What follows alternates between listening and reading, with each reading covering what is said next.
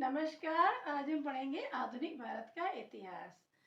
आधुनिक भारत के इतिहास के पहले वीडियो में हमने पढ़ा था प्लासी का युद्ध, जिसमें कि अंग्रेजी सेना का नेतृत्व किया था रॉबर्ट क्लाइव ने। धीरे धीरे बंगाल पर अंग्रेजों का प्रभुत्व स्थापित हो गया और बंगाल की जो सत्ता थी वो अंग्रेजों के हाथ में आ गई और बंगाल को की प्रशासनिक सत्ता चलाने वाले अंग्रेज का पद गवर्नर जनरल के रूप में स्थापित हुआ।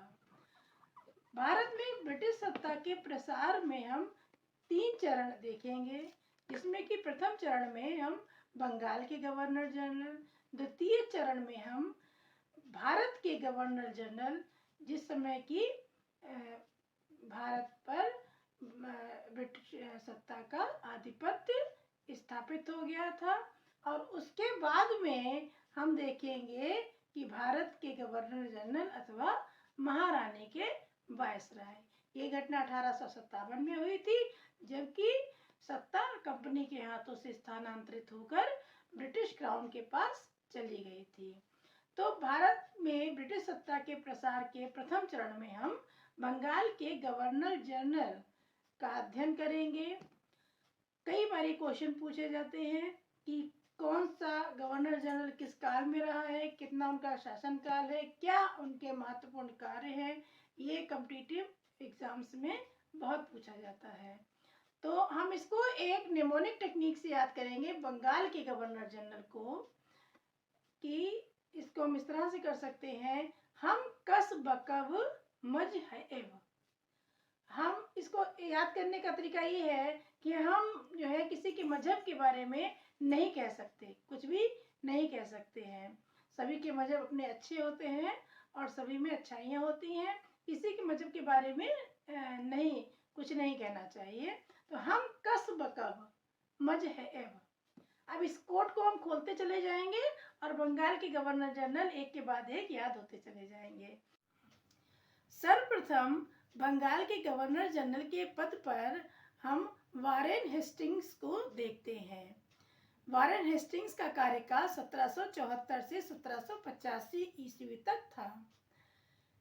इसके बाद में मैकफर्सन का शासनकाल आया, जिन्होंने 1785 से 1786 एक वर्ष तक बंगाल के गवर्नर जनरल के पद पर कार्य किया। तो ये हो गया हम हेस्टिंग्स और मैकफर्सन। कस का से लॉर्ड कॉर्नवालिस। लॉर्ड कॉर्नवालिस ने 1786 से 1793 ईस्वी तक बंगाल के गवर्नर जनरल के पद पर शासन किया। इसके बाद में जॉन शोर ने 1793 से 1798 तक इस पद पर कार्य किया। तो ये हो गया हम कस। वह कब बा से क्या है, लॉर्ड वेलेजली।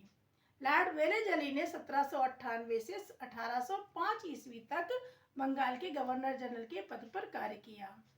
लॉर्ड कॉर्नवालिस, उनके बाद लॉर्ड कॉर्नवालिस आए, जिन्होंने 1805 में बंगाल के गवर्नर जनरल की सत्ता संभाली, लेकिन उनकी अचानक मृत्यु के कारण फिर जॉर्ज वेवेल, इनको जॉर्ज बार्ले भी कहते हैं, ये बंगाल के गवर्नर जनरल के पद पर आसीन हुए और इन्होंने 1805 से 1807 तक इस पद पर कार्य किया। इनके बाद में लॉर्ड मिंटो प्रथम आए, जिन्होंने 1807 से 1813 ईस्वी तक कार्य किया। इन्होंने शिक्षा पर 1 लाख रुपए खर्च करने का प्रस्ताव पारित कराया। लॉर्ड मिंटो के बाद में लॉर्ड एडम आए, जिन्होंने 1813 ईस्वी में कार्यवाहक गवर्नर जनरल के रूप में कार्य किया। लॉर्ड एडम के बाद में या जॉन एडम के बाद में लॉर्ड हेस्टिंग्स बंगाल के गवर्नर जनरल के पद पर आसीन हुए।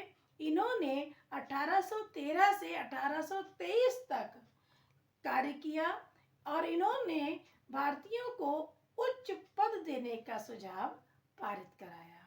इनके बाद लॉर्ड एम्हेस्टर ने बंगाल का गवर्नर जनरल का पद संभाला और इन्होंने 1823 से लेकर 1828 ईस्वी तक इस पद पर कार्य किया।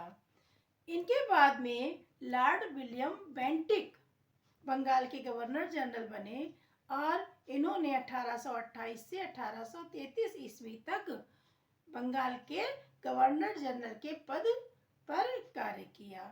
इनका प्रमुख कार्य भारत में सती प्रथा को समाप्त करना था। अब एक बार हम लोग फिर से दोहरा लेते हैं कि बंगाल के गवर्नर जनरल कौन कौन थे, इनको किस तरह से याद करें।